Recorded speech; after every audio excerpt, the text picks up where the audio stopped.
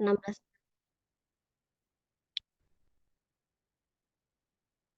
Coba.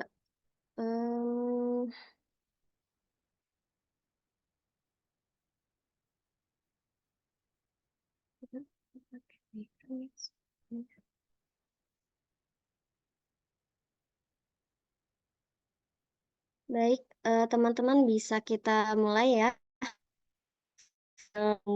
Berapa? Sekitar 5 orangan lagi ya. 6 orang yang hadir. Kita sambil buka dulu untuk perkuliahan kita malam ini. Bismillahirrahmanirrahim. Assalamualaikum warahmatullahi wabarakatuh. Waalaikumsalam warahmatullahi wabarakatuh. Oke, baik. Alhamdulillah. Wassalatu wassalamu ala rasulillah wa ala alihi wasallam wa ala. Asyhadu an la ilaha illallah, asyhadu anna Muhammadan abduhu wa rasuluh.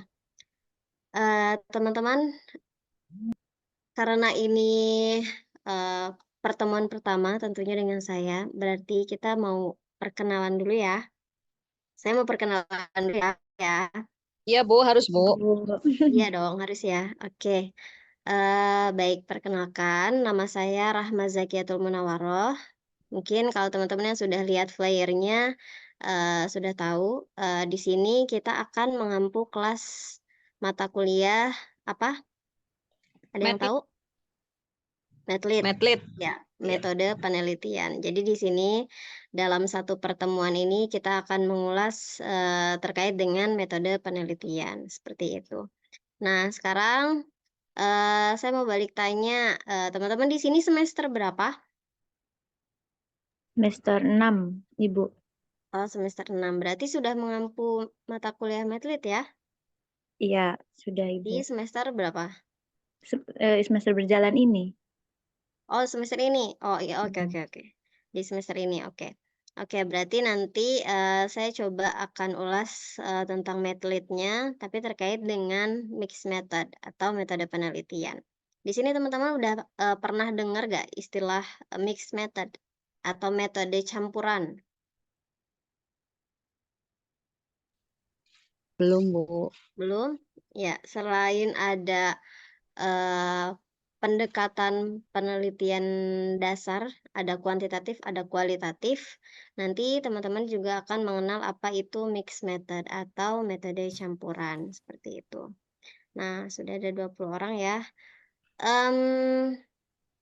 Perkenalannya, ada lagi yang mau ditanyain dulu sebelum kita masuk ke materi? Nggak ada? Udah tahu kan dosen dari mana? Belum, Bu. Ya, saya dosen STAI Darul Falah. Teman-teman di sini STIT Fathahilah ya, betul ya? Betul. STIT Fathahilah. Nah, dalam rangka kolaborasi antara STAI Darul Falah dan STIT Fathahilah, mungkin teman-teman juga sudah bertemu dengan dosen-dosen lain di kelas yang lain. Seperti itu, maka di sini saya ikut juga berpartisipasi gitu dalam mengajar mata kuliah metode penelitian seperti itu. Saya semester ini mengajar metode penelitian juga di semester 4. Kalau di sini kita belajarnya di semester 4. Gitu. Oke, berarti saya izin share screen ya. Kita mulai dulu pembelajaran malam ini dengan membaca basmalah bersama-sama. Bismillahirrahmanirrahim. Ya, teman-teman boleh fokus ya. Kalau mau sambil catat-catat. Kalau bisa on cam juga nih, biar saya tahu wajah-wajah teman-teman nih. Karena kita pertemuannya cuma 1 kali. Nanti selesai ini kan kita nggak akan ketemu lagi ya. Jadi setidaknya saya mengingat wajah-wajah kalian gitu. Yang namanya Teh Gita Damayanti itu yang mana? Yang namanya Teh Siti Ruqayyah itu yang mana? Terus ada siapa lagi nih? Kemal Fadilah Maulana, Hasan Mustafa, Dede Rukmana, nah gitu. Kan kita nggak pernah tahu ya, nanti kalau misalnya di luar kampus mungkin ketemu sama saya langsung lagi di mana gitu. Atau saya ketemu kalian, oh saya ingat ini mahasiswa STIT Fathahilah, kan bisa disapa. Oke, teman-teman, kita mulai. Saya izin share screen dulu.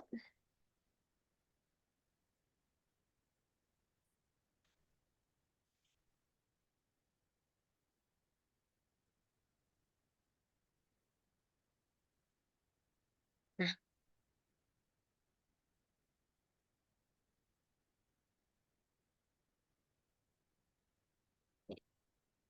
sudah terlihat?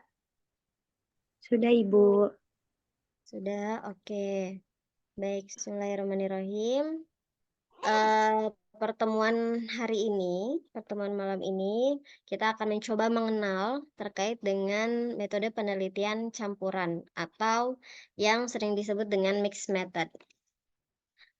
Sebenarnya kenapa kita perlu meneliti atau mengenal metode penelitian campuran ini? Pertama, karena tujuan dari metode campuran atau mixed method ini adalah untuk melengkapi, untuk memperkuat suatu penelitian gitu. Pada dasarnya memang ketika kita melakukan penelitian kuantitatif maupun kualitatif, tentu di dalamnya tidak hanya data kuantitatif saja atau kualitatif saja. Biasanya seperti itu ya. Misal, kita melakukan penelitian kuantitatif kuantitatif eksperimen, misalnya non-equivalent control group design. Nah, data besar kita atau data primer kita adalah data yang kita peroleh dalam bentuk kuantitatif atau angka itu tadi. Tapi tetap di sisi lain kita terkadang butuh data pendukung seperti dari wawancara atau kita melakukan observasi, walaupun itu hanya sebagai data pendukung saja, seperti itu. Nah, kalau di dalam metode penelitian campuran atau mixed method ini, data kuantitatif dan kualitatif itu digunakan biasanya secara imbang. Jadi, kalau ada istilah data primer dan data sekunder, di dalam kuantitatif itu di dalam mixed method itu, di dalam mixed method itu kuantitatif dan kualitatif itu sama-sama menjadi data primer, seperti itu. Nah, sekarang kita mengenal dulu apa itu mixed method atau metode campuran.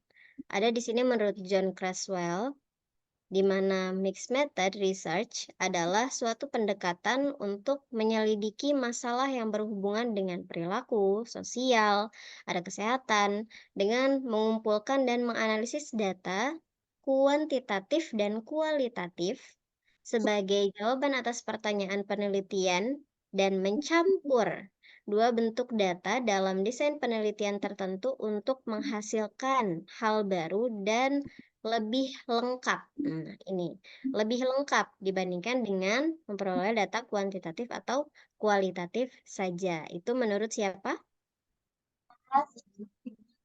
Menurut John Creswell. Nah, kemudian ada lagi menurut Prof. Sugiono. Prof. Sugiono ini juga kebetulan dosen saya ya, dosen S3 di UIN Sunan Kalijaga. Nah, menurut beliau, mixed method adalah metode penelitian yang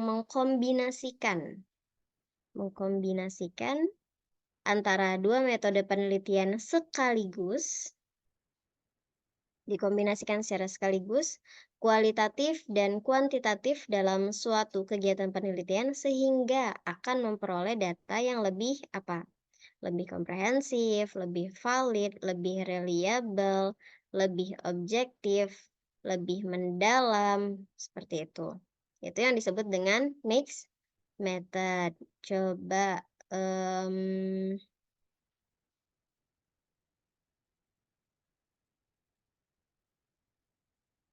Teh Leli hadir, Teh Leli.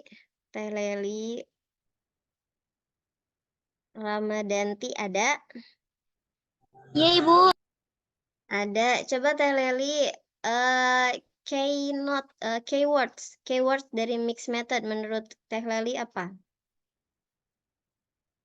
Keywords atau kunci dari penelitian mixed method itu maksudnya yang kayak gimana? Apa? Nih, Coba teman-teman yang perhatikan yang saya bold di sini. Penelitian mixed method, pertama kuncinya adalah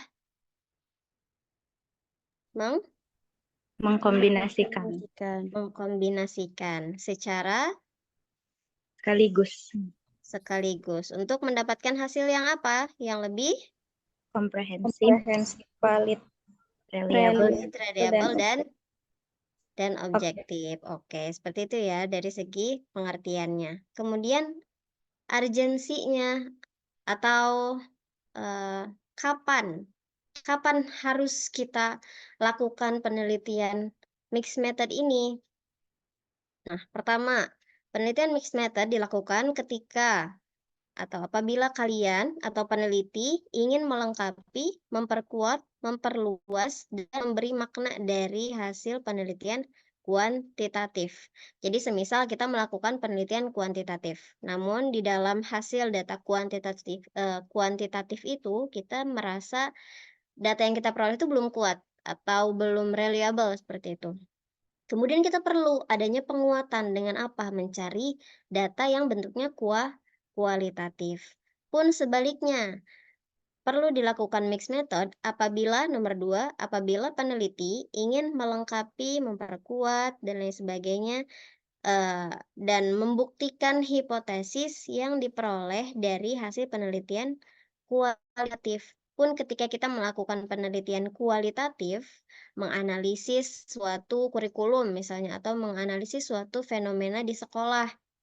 Nah, selesai kita melakukan analisis, ternyata data yang kita uraikan secara deskriptif itu tidak kuat. Harus didukung dengan adanya data yang berupa pengukuran misalnya.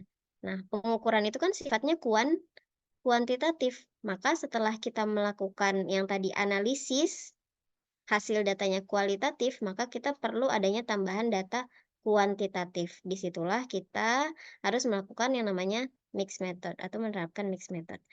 Yang ketiga, kapan digunakannya? Ketika peneliti ingin memperoleh data kualitatif dan kuantitatif yang saling melengkapi dan diperoleh dalam waktu yang sama. Misal, kita butuh atau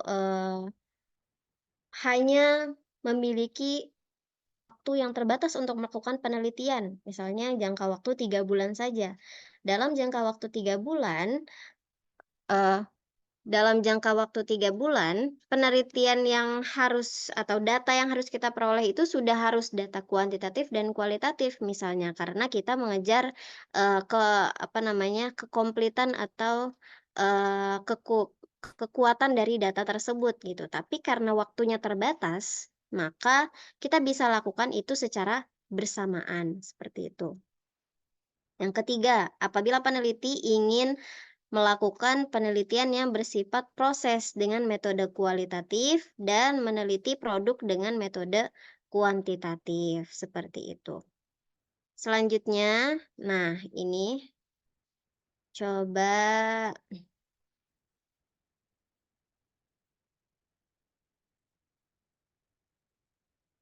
ada Teh Ria Panesta. Iya, Ibu. Nah, di dalam bulat ini kelihatan bulat, ada lingkaran di tengah. Iya. Ya, tulisannya apa? Mixed method. Mixed method. Kemudian ada garis di tengah yang membelah ya? Iya. Iya, sebelah kiri layar itu ada tulisan sifat Teh. Sifatnya apa Teh? Sifatnya berbeda dan berurutan. Yang sebelah kanan sifatnya apa Teh? Sifatnya menggabungkan dalam satu waktu. Oke, yang sebelah kiri ada 2 bulat anaknya nih, ada 2 bulatnya. Yang pertama apa namanya?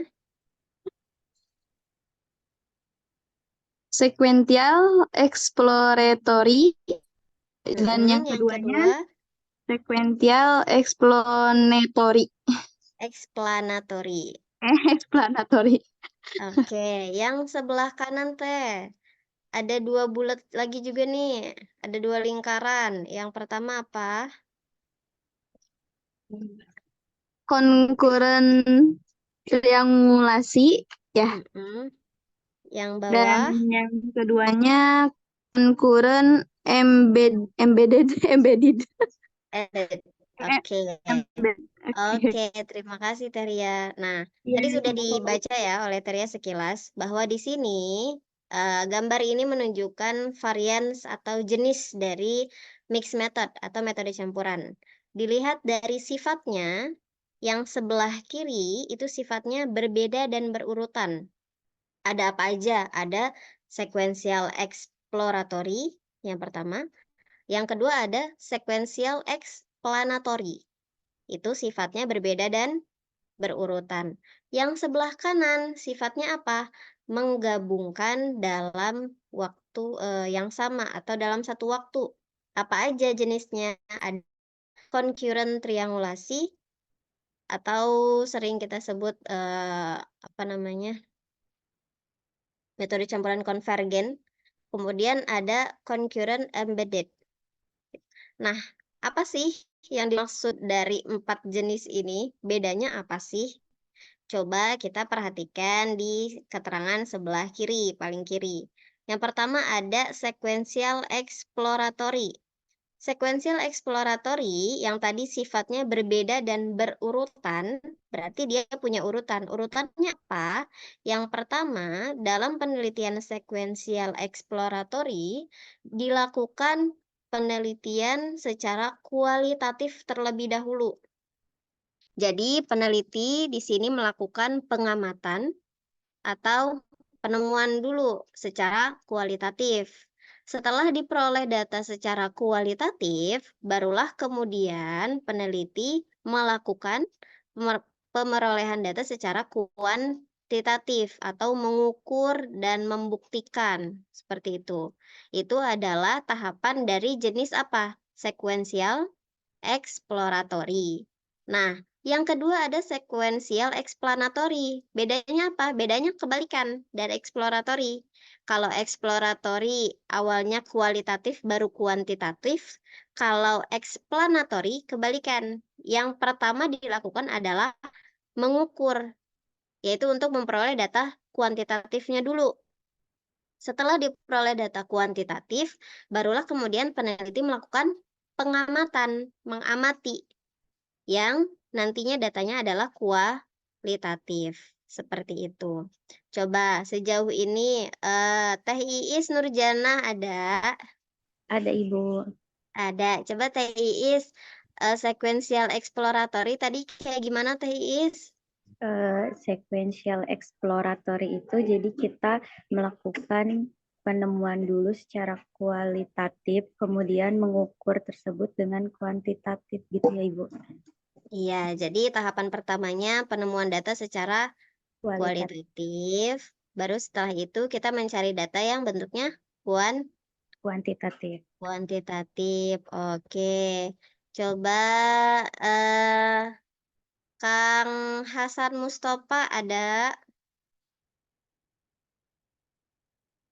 Ada, Bu. Ada. Coba Kang, dijelasin yang kedua, sequential explanatory.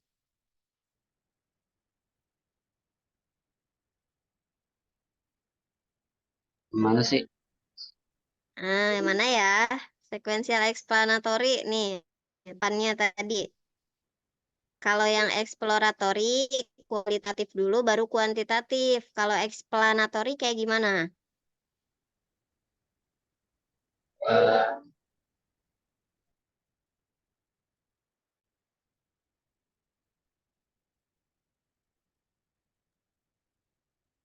Kalau explanatory, yang pertama kita mencari data Data kuantitatif, setelah itu baru kita memperoleh data kualitatif. kualitatif. Oke, terima kasih. Lanjut ya, lanjut. Nah, sekarang kita mengenal yang sebelah kanan nih, yang sifatnya menggabungkan dalam satu waktu. Ada dua tadi, concurrent triangulasi dan concurrent embedded. Apa bedanya? Nah, concurrent triangulasi, karena tadi sifatnya menggabungkan dalam satu waktu ya. Berarti ketika peneliti melakukan atau mengambil data kuantitatif dan kualitatif, itu dilakukan bersamaan. Dan perbandingannya itu 50%, 50%. Jadi misal, kalian, datang ke sekolah. Secara kualitatif kalian ingin menganalisis terkait dengan, misalnya sikap kemandirian anak berkebutuhan khusus. Kemudian, di sisi lain, misalnya untuk memperoleh data kualitatifnya, kalian melakukan observasi, melihat pembiasaan mereka terkait dengan kemandiriannya itu seperti apa, di sekolahnya seperti apa, di rumahnya seperti apa. Nah, di sisi lain secara bersamaan kalian juga ingin mengukur tingkat kemandiriannya dengan apa? Dengan, membagikan angket atau kuesioner misalnya. Nah, jadi, ketika kalian melakukan observasi, di waktu yang sama kalian juga membagikan angket itu kepada siswa untuk mengukur tingkat kemandirian, siswa yang berkebutuhan khusus itu misalnya. Jadi dilakukan secara bersamaan dan datanya, perbandingan 50-50. Nah, kemudian apa bedanya dengan yang embedded? Kalau yang embedded, dia dilakukan, apa namanya, secara bersamaan dalam satu waktu, tetapi data yang diperoleh itu tidak sama. Maksudnya gimana? Jadi ada data dari salah satu misalnya kualitatifnya kah atau kuantitatifnya yang jadi data primer, yang jadi data, utama gitu. Sedangkan yang bagian satunya lagi itu hanya sebagai data pendukung, seperti itu. Itu kalau concurrent embedded. Oke. Coba saya mau cek lagi. Kang Hanif, ada Kang Hanif? Ada, coba Kang Hanif, gimana concurrent triangulasi teh? Mohon diulang Bu, maaf. Gimana? Jadi lagi ada azan di Bu, maaf. Oh, saya yang ulang. Coba sama Teh Siti Zahra, ada Teh Siti Zahra?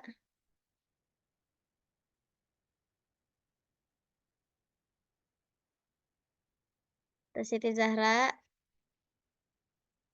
Oh, atau sama Teh Imas nih, Teh Imas Supriyatin.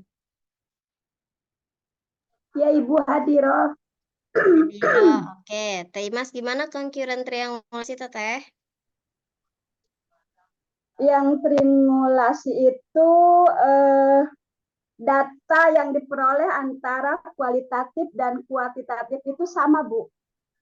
Sama, oke. Jadi perbandingannya sama ya? Sama ya perbandingannya. Kan kalau misalnya secara apa namanya sequential exploratory ataupun exploratory, kemungkinan ketika penelitian mungkin lebih banyak kualitatif kah atau lebih banyak kuantitatifnya. Nah, untuk yang concurrent simulasi itu seimbang.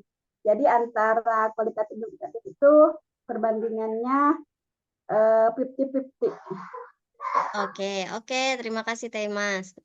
Nah, saya coba luruskan lagi ya.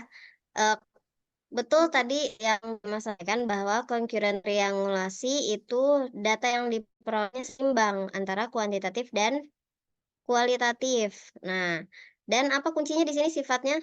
Dilakukan secara bersamaan atau dalam satu waktu. Nah, sedangkan yang sequential explanatory dan sequential exploratory, dia dilakukannya secara berurutan. Dilakukan secara berurutan apakah, data yang diperoleh perbandingan data yang diperolehnya, berbeda atau sama?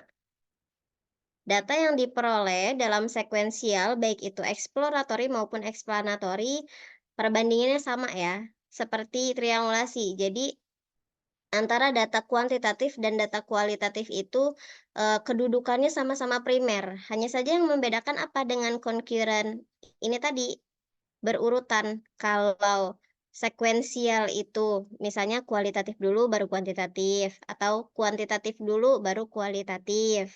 Sedangkan kalau concurrent dilakukannya bersamaan gitu. Tapi perbandingan datanya itu sama-sama kuantitatif dan kualitatif kuantitatif menjadi data primer di sekuensial, eksploratory maupun explanatory seperti itu. Oke. Oke, coba sekarang kita lanjut ke ini ya, contoh ya, biar lebih terbayang. Nah, di sini ada judul penelitian sekuensial eksploratory. Eksploratory tadi apa dulu? Kuantitatif atau kualitatif dulu? Kuali dulu. Dulu. Nah, Kualitatif. eksploratory, Kualitatif. kualitatif dulu. Oke, coba di sini ada judul yang pertama, eksplorasi pemahaman guru terhadap teknologi pendidikan.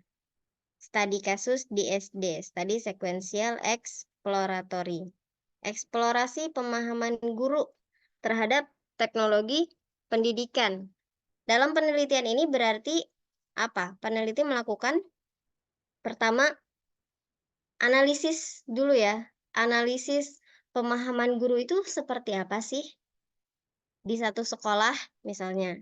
Secara kualitatif misalnya peneliti melakukan observasi, melakukan wawancara secara mendalam terhadap guru-guru yang ada di sekolah tersebut, di sekolah dasar, terkait dengan pemahamannya terhadap teknologi. Nah, setelah dilakukan wawancara secara mendalam, ternyata kita menemukan, oh, kita perlu tahu juga nih, pemahaman guru secara menyeluruh, tidak hanya di sekolah itu saja misalnya. Jadi kita butuh, misalnya kita ambil indikator pemahaman guru itu apa aja sih? Yang dikatakan guru yang paham itu yang guru yang seperti apa? Gitu. Kemudian kita buat indikator tersebut ke dalam lembar kuesioner. Nah, lembar kuesioner ini yang nantinya kita sebarkan ke guru-guru misalnya satu kecamatan atau satu kabupaten.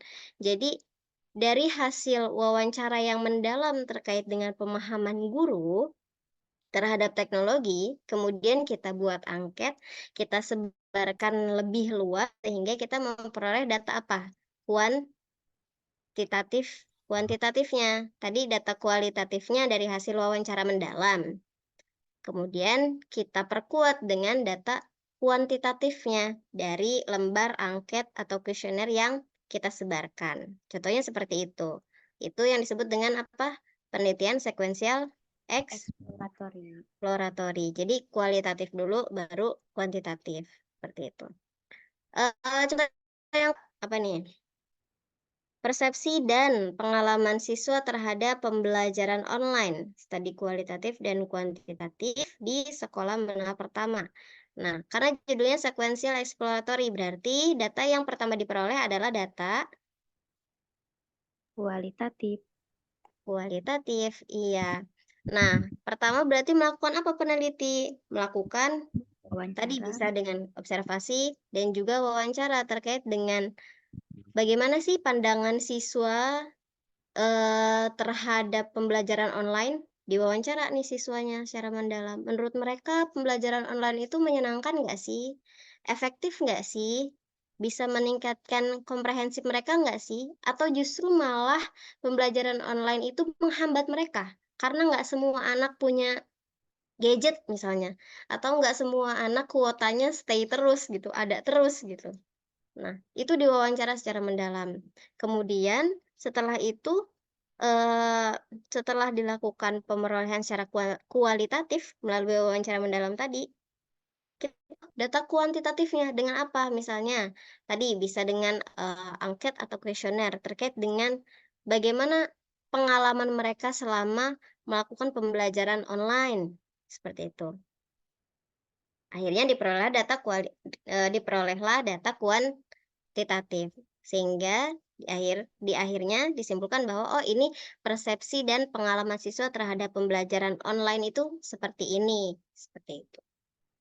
Gitu. Yang ketiga ada apa judulnya? Pengaruh pelatihan guru terhadap implementasi kurikulum 2013, pendekatan sekuensial eksploratory di sekolah dasar. Ini juga sama tadi. Data yang awal diperoleh adalah data kualitatif. Kita lihat dulu menurut guru implementasi kurikulum itu seperti apa sih? Apakah itu memudahkan guru atau justru malah mempersulit guru? Nah, kita lihat, kita wawancara secara mendalam bagaimana tanggapan dari guru-guru tersebut, kemudian kita ambil data kuantitatifnya dengan apa? Menyebarkan angket, misalnya apa namanya? Bisa juga misalnya dilakukan dulu pelatihan, kemudian disebarkan angket. Apakah ada pengaruh dari pelatihan guru tersebut, pelatihan kepada guru terhadap implementasi kurikulum itu, seperti itu. Lalu muncullah data kuantitatif. Itu apa tadi judul contoh sequential exploratory. Yang kedua ada apa ini sequential explanatory. Sequential explanatory apa dulu Teh? Teh Salasati, sorry. Kebalikannya dari eksploratory, Bu. Jadi kuantitatif dulu, melakukan penelitian kuantitatif dulu, baru melakukan penelitian kualitatif. Oke, betul. Nah, di sini coba kita lihat judulnya. Ada faktor-faktor yang dapat meningkatkan hasil belajar siswa pada MI Al-Hikmah secara kuantitatif dan kualitatif. Karena ini judulnya sequential explanatory, maka yang perlu kita cari datanya adalah data kuantitatif. Misal, data kuantitatifnya itu kita membagikan angket terkait dengan atau kalau hasil belajar kita biasanya mengukurnya dengan tes ya. Kita melakukan tes misalnya ke siswa, kita ingin tahu hasil belajar siswa itu apakah sudah di atas KKM atau belum, atau sudah masuk kategori tinggi atau belum misalnya, hasil belajar siswa. Nah, setelah kita ketahui ternyata hasil belajar siswa itu apa hasilnya? Rendah atau cenderung tinggi atau 50-50, seimbang seperti itu. Katakanlah misalnya hasilnya rendah. Nah, setelah kita memperoleh hasil rendah, kita perlu menganalisis lebih dalam. Menganalisis, maka datanya bentuknya kualitatif. Kita menganalisis sebenarnya apa sih penyebab dari hasil belajar siswa yang rendah itu. Nah, disitulah kita misalnya melakukan wawancara secara mendalam atau melakukan observasi. Wawancaranya ke siapa? Bisa ke anaknya, bisa ke guru, bisa ke orang tua misalnya. Karena misalnya ada faktor orang tua yang mempengaruhi menurunnya hasil belajar anak gitu. Nah, di situ diperdalam melalui data kualitatif. Maka di sini judulnya kemudian faktor-faktor yang dapat meningkatkan hasil belajar siswa pada MI Al-Hikmah secara kuantitatif dan kualitatif. Seperti itu. 2 judul lagi coba ada yang mau coba jelasin nggak? Menggambarkan kira-kira kalau judul ini prosesnya itu seperti apa? Judul yang kedua, pengaruh kompetensi guru terhadap hasil belajar siswa pada MI Al-Hikmah secara kuantitatif dan kualitatif. Coba ada yang mau coba jelasin nggak? Dari judul ini kira-kira proses penelitian mixed methodnya seperti apa?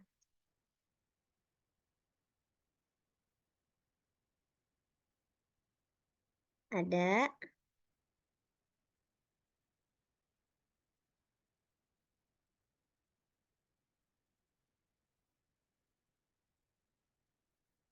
Teh Aulia Hasana ada?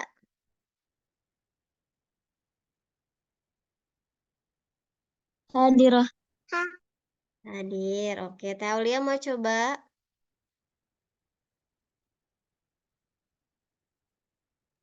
Boleh, Ibu. Boleh, sok Teh. Gimana kira-kira prosesnya? Judul ini. Kompetensi guru ya, Bu. Mm-mm.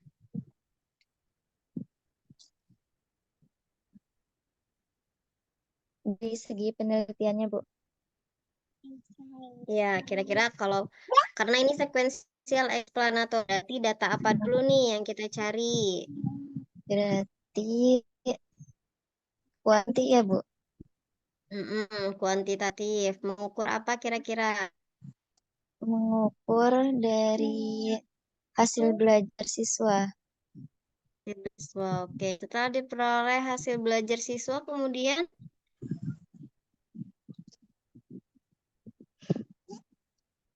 Kemudian dicari penelitian kualitatifnya terkait dengan apa kualitatifnya? dari pengaruh kompetensi guru. Kompetensi gurunya. Oke, ketika sudah tahu hasil belajar siswanya, kemudian kita cari tahu secara mendalam sebenarnya kompetensi gurunya itu seperti apa gitu ya. Oke, boleh. Teh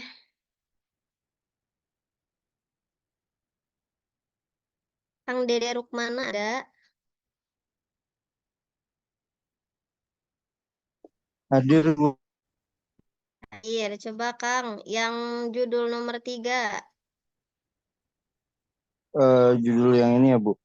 Pendekatan sequential explanatory. Jadi untuk judul yang ini, pertama yang harus dicari pastinya kuantitatif terhadap hasil belajar siswa. Kemudian setelah itu baru kita mencari dari kualinya, pengaruh kompetensi guru. Oke, ini konsepnya sama ya sama judul yang nomor 2 Ya, sebenarnya betul. actually. Oke, sorry. Yang bedain apa? Ini dari segi jadi untuk judul mixed method biasanya peneliti itu memberikan keterangan. Jadi, nah ini nomor 2 itu ada dalam kurung penelitian kombinasi desain sequential explanatory. Supaya apa? Supaya ketika pembaca membaca judulnya secara tidak langsung mengerti bahwa oh ini penelitian mixed method seperti itu. Yang kedua juga yang ketiga juga sama, ada keterangan, tapi bedanya keterangan di awal. Pendekatan sekuensial explanatory titik baru judul pengaruh kompetensi guru terhadap hasil belajar siswa pada siswa MI. Siswa di MI5 secara kuantitatif dan kualitatif seperti itu. Ini hanya apa ya? Struktur kalimat ya, struktur kalimat. Supaya ketika pembaca membaca judulnya itu sudah tahu bahwa oh ini penelitian campuran atau mixed method seperti itu. Nah, oke, sejauh ini ada yang mau ditanyakan dulu teman-teman?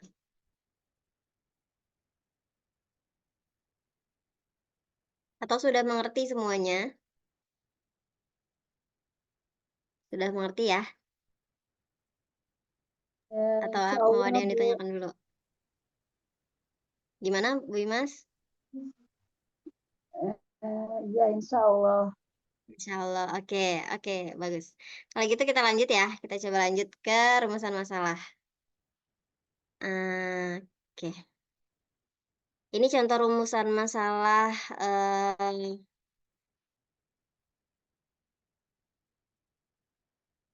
yang ekstrim.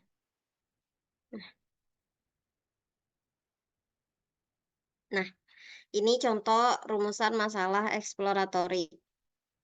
Eksplorator itu awalnya kualitatif dulu,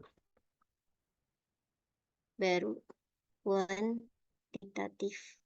Maka di sini dalam contoh rumusan masalah, tentu yang pertama itu ada kualitatif deskriptifnya.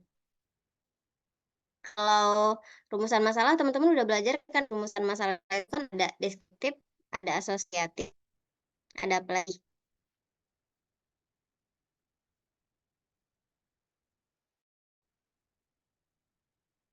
Ada apa lagi jenis rumusan masalah? Ada deskriptif, ada asosiatif, ada apa? Coba nanti dicari lagi. Nah, dalam rumusan ini kita menggunakan rumusan deskriptif dan asosiatif. Ada juga rumusan mixed methodnya. Rumusan masalah kualitatif deskriptif karena ini judulnya apa tadi? Exploratory berarti kualitatif dulu. Di mana yang pertama misalnya bagaimanakah gambaran kompetensi guru MI Al-Hikmah secara kualitatif? Dicari tahu bagaimana gambaran kompetensi gurunya. Tanda tanya. Oke. Yang kedua, bagaimanakah hasil belajar siswa di MI Hikmah secara kualitatif? Kualitatif, deskriptif. Yang ketiga, bagaimanakah gambaran secara kualitatif bahwa kompetensi guru berpengaruh terhadap hasil belajar siswa MI Al-Hikmah? Nah, ini gimana, Bu? Namanya yang dicari apakah kompetensi guru berpengaruh terhadap hasil belajar siswa, tapi jenisnya kualitatif. Kira-kira ada yang bisa jelasin nggak? Biasanya kan kalau kita dengar kata pengaruh itu kan identik dengan kuantitatif ya. Tapi ini yang kita cari adalah keberpengaruhan kompetensi guru terhadap hasil, tapi secara kualitatif. Berarti di deskripsinya bukan Ibu. Jadi kayak kita nanya ke anak-anaknya atau ke gurunya pengaruh dari kompetensi guru yang mengajarnya tuh apakah mempengaruhi hasil belajar dia atau enggak. Jadi dari wawancara bukan gitu, Bu? Ya, oke. Iya, dari wawancara, betul. Dari wawancara. Kita bisa mewawancarai siswa, misalnya, apakah ketika kamu belajar dengan Ibu A, kamu merasa mudah paham, misalnya, atau justru kesulitan dari segi kompetensinya guru A ini kurang kompeten, misalnya. Nah, itu kan berarti ada pengaruh ya, walaupun dijelaskannya itu secara deskriptif melalui wawancara seperti itu. Oke, terus yang keempat, seberapa tinggi kompetensi guru kuantitatif deskriptif? Nah, berarti di sini seberapa tinggi kompetensi guru bentuknya kuantitatif deskriptif. Yang kelima, seberapa tinggi hasil belajar siswa kuantitatif deskriptif. Yang tadi seberapa tinggi kompetensi guru bisa melalui kuesioner, misalnya kita punya indikator kompetensi guru, kemudian diberikan kepada guru, apakah guru sudah memenuhi kompetensi tersebut atau tidak secara kuantitatif. Kemudian yang kelima, seberapa tinggi hasil belajar siswa bisa menggunakan apa? Tes yang tadi kata Ibu. Menggunakan tes tulis, mau tes lisan, gitu kan, untuk mengukur apakah tinggi atau tidak. Nah, itu datanya kuantitatif deskriptif. Kemudian yang keenam, kita masuk ke belum. Seberapa tinggi pengaruh kompetensi guru terhadap hasil belajar siswa. Nah, ini yang diukurnya secara kuantitatif. Jadi menggunakan apa? Menggunakan angket atau kuesioner misalnya. Kalau yang tadi dipaparkan atau dicarinya dengan wawancara, kalau yang ini mereka mengisi lembar angket misalnya. Nah, yang ketujuh, apakah kompetensi guru secara kualitatif didukung data kuantitatif? Mixed method. Maksudnya gimana? Apakah kompetensi guru secara kualitatif didukung data kuantitatif? Jadi dari data yang kita dapat secara wawancara tuh apakah didukung dengan data yang real secara surveinya atau enggak gitu bukan Ibu? Nah, tadi ini kan terkait dengan kompetensi guru. Kompetensi Yang- guru kita mencari data secara kualitatif. Yang tadi ya nomor 1. Kemudian kita juga mencari data secara kuantitatif. Mana nomor berapa? Nah, ini nomor 4 kuantitatif. Nah, di kita lihat apakah hasil dari yang kuantitatif dan kualitatifnya itu sesuai atau enggak, sama atau enggak. Misalnya kalau dari hasil kualitatif ternyata kompetensi gurunya rendah misalnya, tapi dari hasil kuantitatifnya tinggi misalnya, apakah itu data kualitatifnya didukung dengan kuantitatif? Tidak. Tidak, karena tidak sesuai ya hasilnya. Pun misalnya ketika hasilnya ternyata tinggi, oh sesuai kualitatif kompetensi gurunya itu misalnya A, kemudian ketika dihitung secara kuantitatif juga perolehannya A. Oh, berarti data kualitatif didukung dengan data kuantitatif, seperti itu. Pun yang nomor 8, apakah hasil belajar siswa secara kualitatif didukung dengan data kuantitatif?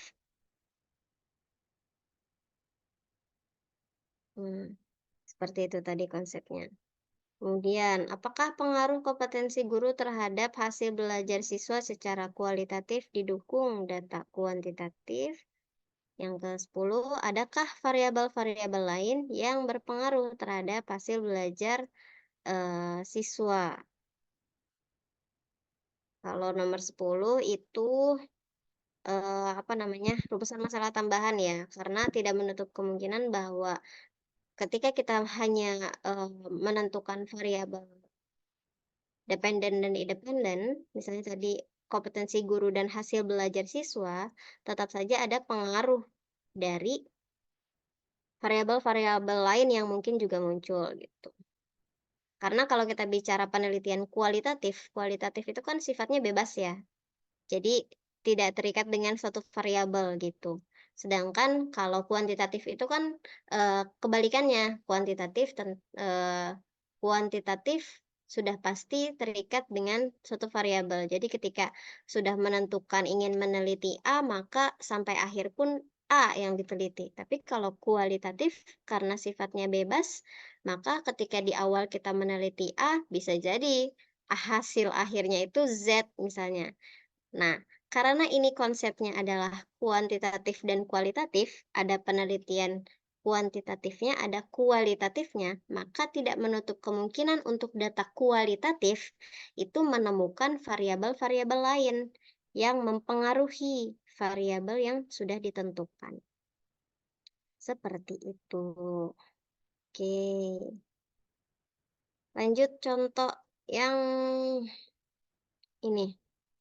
Concurrent triangulasi. Ada judul pengaruh kompetensi guru terhadap hasil belajar siswa di MI Al-Hikmah Bandung. Penelitian kombinasi desain concurrent triangulasi. Untuk penulisan sama aja kayak yang sekuensial ya. Bisa dikasih keterangan dalam kurung di akhir judul atau mau dikasih keterangannya di awal judul di sini. Penelitian kombinasi desain concurrent triangulation. Contoh rumusan masalahnya. Yang pertama, bagaimanakah gambaran kompetensi guru secara kuantitatif dan kualitatif? Nah, coba ada yang masih ingat nggak concurrent triangulasi itu apa? Bedanya sama yang sekuensial itu apa? Dari segi waktu. Bareng gitu, Bu. Bareng. Bersamaan ya. Jadi kalau concurrent itu dilakukannya secara bersamaan. Nah, maka di rumusan masalah pun disimpannya bersamaan.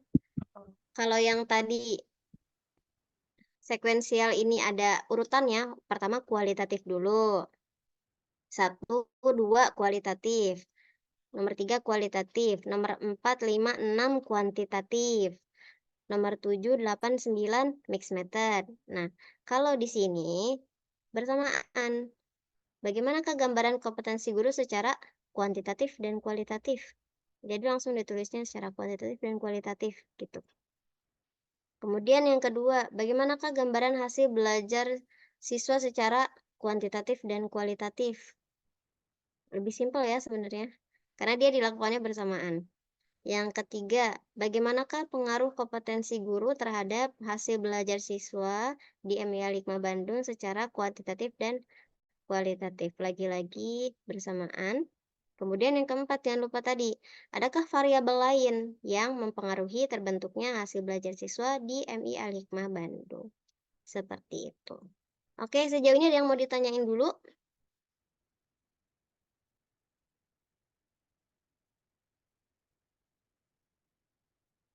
Ada yang mau ditanyain dulu? Ibu, berarti di yang tadi sequel yang sebelumnya gitu Ibu, itu emang harus kayak gitu ya Ibu. Kita kayak emang harus kualitatif dulu, terus kuantitatif, terus mix metodenya, atau boleh gak sih Ibu kita nge-skip kayak langsung ke mix metodenya gitu Ibu? Oh, penulisan rumusan masalahnya. Tulisan rumusan masalahnya gitu. Kan kalau kayak gitu jadi kayak banyak banget gitu ya Ibu. Iya, oke. Oke, penulisan rumusan masalah sebenarnya boleh atau tidak sih? Kalau dibilang boleh atau tidak, boleh-boleh saja. Karena sebenarnya ketika kita mengukur ini, yang nomor 7 sampai 9, kita tuliskan di dalam rumusan masalah yang ini saja, data yang dimasukkan di dalam itu tetap 1 sampai 6. Ya nggak? Ya, iya Bu. Heeh. Data yang diuraikan di dalam itu tetap nomor 1 sampai 6 itu harus ada. Tapi nomor 7 sampai 9-nya itu misalnya data data akhir gitu ya yang mau kita peroleh mix methodnya gitu kan. Tidak apa-apa kalau tidak ingin dicantumkan. Tapi alangkah lebih baiknya memang jika ingin lebih jelas khususnya untuk yang membaca ya, untuk yang membaca supaya yang membaca tahu bahwa oh isi dari data kita tuh apa aja sih ini. Maka ini harus dicantumkan seperti itu. Itu sih paling ya. Tapi memang lebih baik itu dicantumkan semuanya supaya kan yang baca itu lebih mudah mengerti ketika lihat rumusan masalah. Oh, ternyata rinciannya seperti ini. Bisa saja misalnya ketika membaca sebuah penelitian, yang ingin peneliti baca itu hanya sekedar bagaimana kompetensi guru, atau hanya sekedar ingin tahu hasil belajar. Kalau rumusan masalahnya ini tidak dicantumkan, otomatis kan berpengaruh di penyimpanan data di bab 4 ya biasanya kalau deskripsi itu. Deskripsi itu bab 4 itu menjawab rumusan masalah. Ya, betul? Betul Ibu. Iya, ketika rumusan masalah nomor 1, maka nanti akan jadi judul di subjudul di bab 4. Nomor 2, nomor 3, subjudul kedua, subjudul ketiga, dan seterusnya. Jadi kalau rumusan masalahnya nggak ada, nanti yang nyari data bingung. Misalnya, saya pengen lihatnya gambaran kompetensi guru aja, tapi karena di sini tidak tertulis secara jelas gitu ya urutannya, maka saya harus membaca langsung semuanya ke bab 4 gitu supaya saya tahu gambaran kompetensi guru itu seperti apa. Gitu paling ya. Kekurangannya itu paling. Tapi kalau dikatakan boleh atau tidak, ya boleh-boleh saja, sah-sah saja, seperti itu. Berarti nanti kalau misalnya di bab 4-nya dicantumkannya misalnya kita di sub A-nya itu tentang kompetensi guru, ngejawab nomor 1, 4, dan 6 dan 7 secara langsung nggak apa-apa gitu Bu. Cuman di rumusan masalah diperinci gitu ya Bu. Oke, misalnya rumusan masalahnya 7 sampai 9. Untuk menjawab rumusan masalah 7, kamu mencantumkan nomor 1, nomor 4, dan nomor 7 gitu ya? Iya Ibu begitu. Kalau gitu Iya, boleh. gitu. Iya, betul, boleh. Sebelum menjawab nomor 7, tentu kamu harus menjelaskan dulu nomor 1 dan nomor 4, ya kan? Jadi walaupun tidak tidak disimpan sebagai subjudul, tetapi data itu pasti harus dicantumkan. Karena untuk mengukur nomor 7, menjawab nomor 7, itu harus ada data nomor 1 dan data nomor 4. Gitu. Kayak gitu. Tapi ini balik lagi ya, kalau kita bicara soal skripsi, itu kan biasanya ada ketentuan masing-masing dari setiap kampus, dari segi metodologinya seperti apa. Kemudian kembali lagi ke pembimbing masing-masing juga, ingin penulisannya seperti apa, gitu.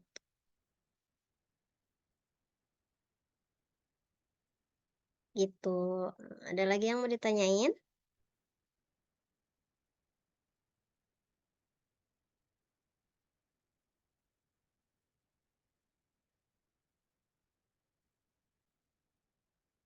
Teman-teman di sini semester 6 berarti udah mulai bikin proposal ya?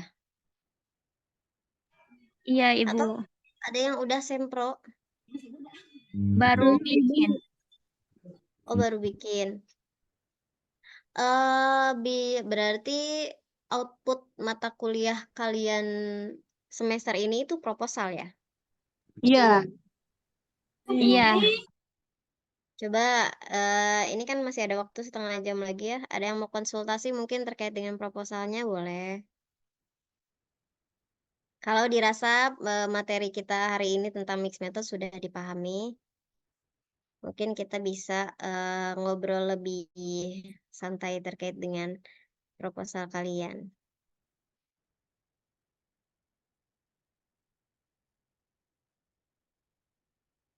Coba ada yang mau bercerita terkait dengan proposalnya? Atau Bu Ibu izin bertanya. gimana? Saya stop share dulu ya. Oke. Eh, Kalau kuantitatif deskriptif itu kan data statistik itu kan lumayan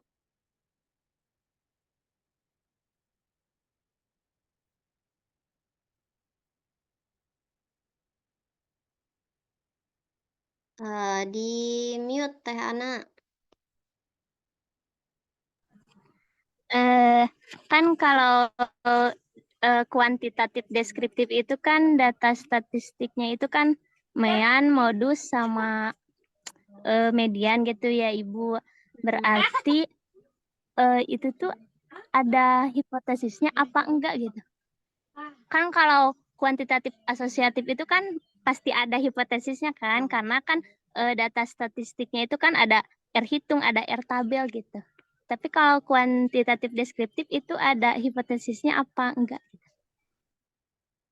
Oke. Sejujurnya kalau soal kuantitatif nanti mungkin kalian bertemu. Sorry. Kalau soal statistik, mungkin kalian nanti bertemu dengan Pak Ibnu ya. Kalian sudah bertemu dengan Pak Ibnu? Belum, Ibu. Belum, oke. Tapi nggak apa-apa saya coba jawab dulu ya. Jadi kalau kita bicara hipotesis penelitian kuantitatif itu kan dalam satu penelitian itu satu hipotesis ya, satu hipotesis. Pun ketika menjabarkan data ada yang mungkin cukup dengan statistik deskriptif seperti yang tadi mean, median. Kemudian ada juga harus dengan statistik inferensial, misalnya kalian mencari pengaruh dan lain sebagainya. Nah, itu gimana menjawab hipotesisnya? Tergantung dari hipotesis penelitian kalian. Kalau hipotesisnya itu cukup bisa dijawab atau diukur dengan statistik deskriptif saja, berarti ya selesai. Tapi kalau dalam hipotesisnya itu kalian perlu mengukur statistik yang lebih dari itu, ada statistik inferensial misalnya, maka tidak akan bisa terpenuhi hanya dengan statistik deskriptif gitu.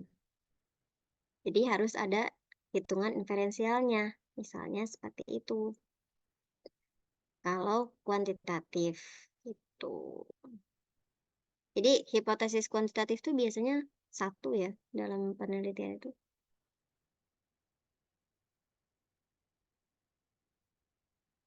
Iya, Ibu. Terima kasih, Ibu. Iya, sama-sama. Jadi dilihat dulu hipotesisnya seperti apa. Apakah cukup dengan statistik deskriptif saja atau harus ada statistik inferensialnya? Kalau ada statistik inferensial, berarti bagaimana cara mengukurnya? Gitu. Nanti kalau mau tanya lebih terkait dengan statistik, kalian bertemu dengan Pak Ibnu. Oke. Oke, ada lagi yang mau diskusi terkait dengan proposalnya? Ibu nanti di-share ya materinya di grup, Bu. Bisa nggak? Boleh. Di grup mana nih? Saya nggak masuk grup deh. Grup mana ya? Atau nanti ada yang japri saya mungkin. Nanti saya kasih. Atau kalian mau catat nomor saya boleh? Boleh, catat, Bu. Catat, oke, catat ya. 0895 Ya. 3579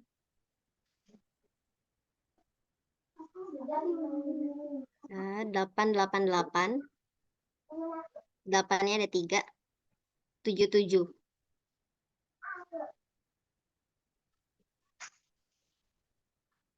Berarti berapa nih?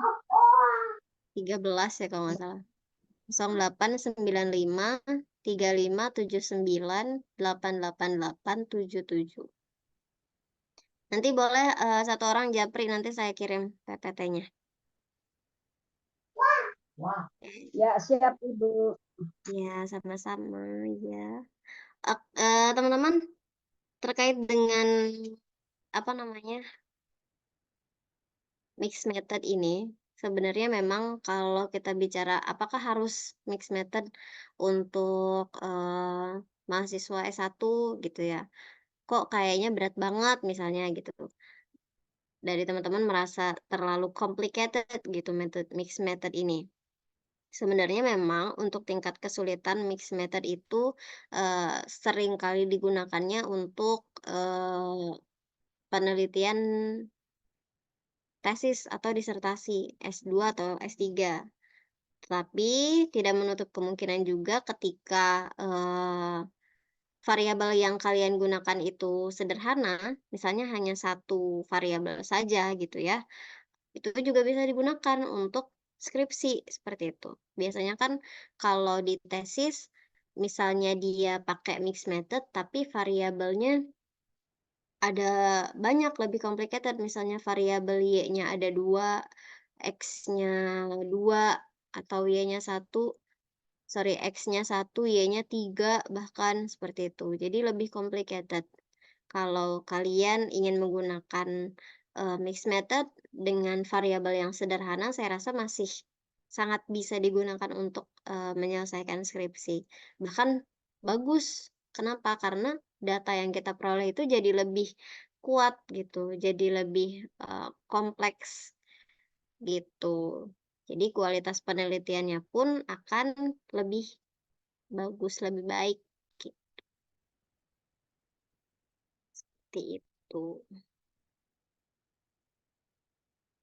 Tapi memang masih jarang sih ya mahasiswa S1 yang melakukan penelitian menggunakan mixed method. Nanti teman-teman kalau misalnya mau belajar, mau baca-baca lagi, bisa baca teorinya Creswell. Misalnya bukunya yang ini ada, coba di screenshot. Yang ini Research Design, John Creswell, pendekatan metode kualitatif, kuantitatif, dan campuran. Jadi nanti kalau kalian penasaran mau belajar apa itu mixed method, di sini juga ada. Atau mungkin buku mixed methodnya Prof. Sugiono juga ada. Gitu.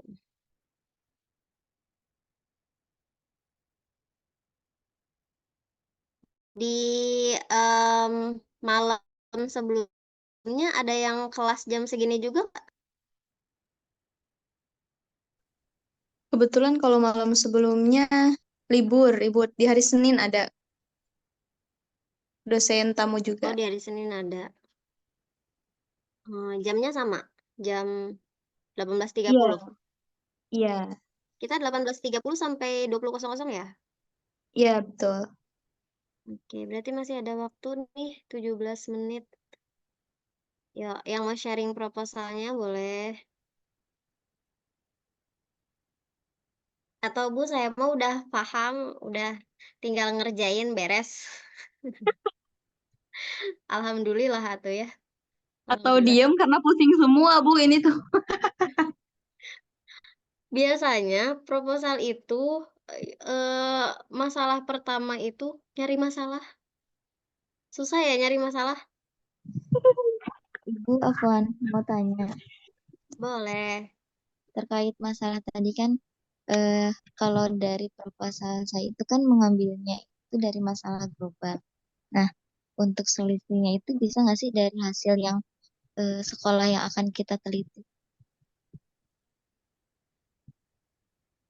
Oke, gimana? Sorry Teh Aulia, boleh Jadi, diulangi? jadi untuk masalahnya itu kita mencarinya itu masalahnya dari global gitu. Nah, untuk Global. mencari solusinya itu dari sekolah yang akan kita teliti. Oh, oke. Itu bisa atau tidak ya, Bu? Kalau seperti itu. Oke. Mungkin gini ya, lebih kepada konsep latar Untuk belakang pandangan, masalah itu seperti apa, gitu ya? ya, Oke, gini, dalam konsep latar belakang masalah, biasanya ada dua konsep teman-teman. Yang pertama, konsep segitiga, ya, segitiga, atau segitiga terbalik. Maksudnya gimana? Ketika segitiganya sempurna seperti ini, dia bentuknya dari atas kerucut ya, kerucut turun ke bawah melebar. Maka kalau konsep latar belakang seperti itu, yang pertama kita cantumkan adalah permasalahan yang kita temukan di lapangan. Misal, kita melakukan observasi di satu sekolah. Kemudian dari masalah yang kita temukan di sekolah, misalnya tentang apa ya? Ya, katakanlah hasil belajar siswa yang kurang baik gitu ya. Nah, itu yang kita munculkan di awal latar belakang masalah. Kemudian kita jabarkan secara global. Misalnya, oh dari segi menurut penelitian A bahwa hasil belajar siswa di kelas 6 misalnya memang rata-rata rendah misalnya gitu. Atau secara globalnya hasil belajar siswa sekolah dasar Indonesia itu di bawah KKM misalnya gitu. Jadi permasalahan khusus dulu, baru kemudian kita cantumkan permasalahan-permasalahan yang lebih umum, cakupannya lebih luas. Nah, kalau yang tadi eh, Teh siapa? Raul. Teh Aul ya, Teh Aul. Ya, kalau yang tadi Teh Aul ceritakan itu berarti dia konsepnya yang seperti ini, segitiganya. Jadi permasalahan umumnya dulu yang dijabarkan, misalnya Teh Aul ambil satu artikel yang menjelaskan bahwa eh, menurut penelitian siswa sekolah dasar Indonesia itu memiliki prestasi yang rendah misalnya. Itu kan secara global ya, secara nasional lah, secara nasional. Dalam artian lebih cakupannya lebih luas gitu. Dari yang lebih luas, kemudian mengerucut. Oh, secara nasionalnya seperti ini. Secara misalnya dari globalnya seperti ini, nasionalnya seperti ini. Kemudian turun lagi apa? Sedaerah misalnya sekabupatennya seperti ini, misal menemukan penelitian yang seperti itu. Kemudian, oh saya mau coba eh, meneliti di sekolah, di satu sekolah, ternyata sama juga. Hasil belajarnya tuh rendah juga. Nah, itu yang tadi masalah yang lebih mengkerucut di lapangannya itu yang di sekolah itu tadi, gitu kan. Jadi dari umum ke khusus. Kemudian nanti yang jadi solusi, nyari solusinya apa? Yang di sekolah aja. Jadi ketika kita menemukan masalah yang lebih apa namanya? Yang lebih khusus di sekolah, kemudian kita ingin mencari solusinya, maka solusi itu digunakan untuk sekolah itu aja. Jadi tidak harus kita menentukan suatu solusi yang harus diterapkan secara global misalnya gitu. Tidak. Jadi solusi itu hanya untuk permasalahan yang kita temukan secara spesifik aja di lapangan yang kita temukan secara langsung gitu. Gitu Teh Aulia. Kebayang nggak atau masih bingung Teh Aulia? Tapi eh, saya belum tahu sih, Bu. Jadi di tempat yang saya teliti itu masalahnya sama nggak dengan yang saya temui di masalah global gitu? Nah, nah iya itu yang perlunya ada observasi. Jadi terkadang penelitian secara global yang mengatakan bahwa misalnya komprehensif siswa sekolah dasar Indonesia itu rendah, belum tentu di sekolah A ternyata komprehensifnya rendah. Terkadang misalnya ada beberapa sekolah yang memang dengan sarana, kualitas guru, dan lain sebagainya yang menghasilkan siswanya itu secara komprehensif gitu ya, tinggi gitu. Seperti itu. Jadi tetap kita harus melakukan observasi khusus di satu sekolah gitu. Kalau cakupannya mau satu sekolah, misalnya mau satu kelas aja, atau misalnya mau satu kecamatan gitu. Yang penting lebih spesifik dari permasalahan yang kita temukan secara global gitu. Itu berarti sebelum penelitiannya ya, Bu, observasinya. Iya, itu untuk disebutnya penelitian terdahulu apa? Penelitian terdahulu. Penelitian untuk latar belakang masalahnya gitu. Bukan penelitian ketika kita menemukan solusinya, bukan.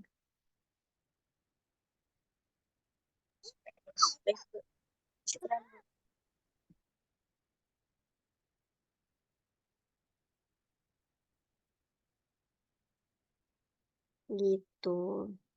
Oke, ada yang mau ditanyain lagi? Saya pengen lihat teman-teman off ini dong, on cam dong, mau screenshot. Boleh ya?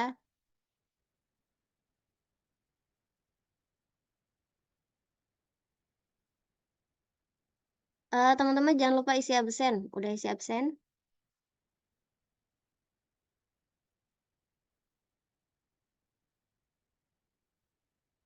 Masih ada yang belum.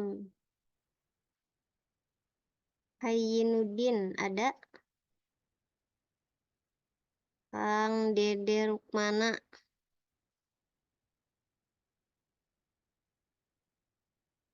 Yuk on cam dulu yuk.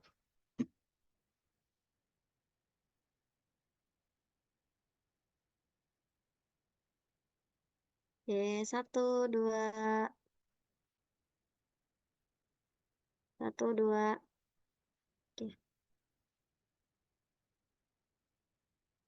Oke, teman-teman, ada yang mau ditanyain lagi sebelum kita tutup?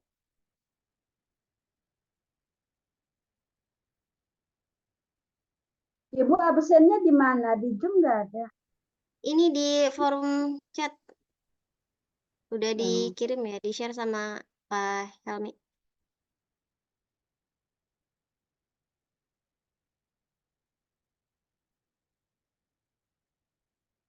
Yuk, yang belum absen boleh diisi dulu absensinya.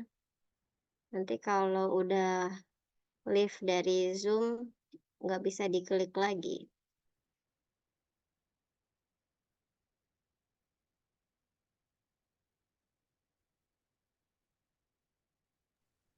Ibu di saya emang nggak muncul, Bu. Nggak muncul.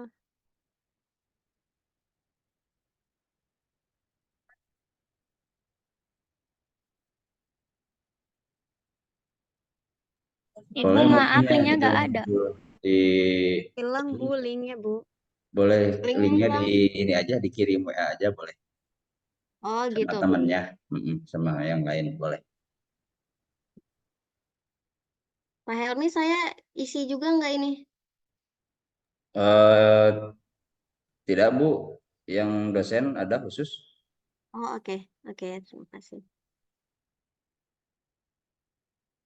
Oke teman-teman, kalau tidak ada lagi yang ingin ditanyakan, sudah cukup berarti kita anggap cukup ya. Oke,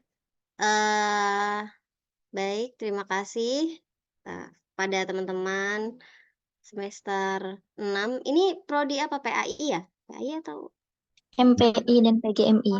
oh, MPI dan PGMI. Oh, ini gabungan MPI dan PGMI. Iya, Ibu, benar. Oh, oke, ya.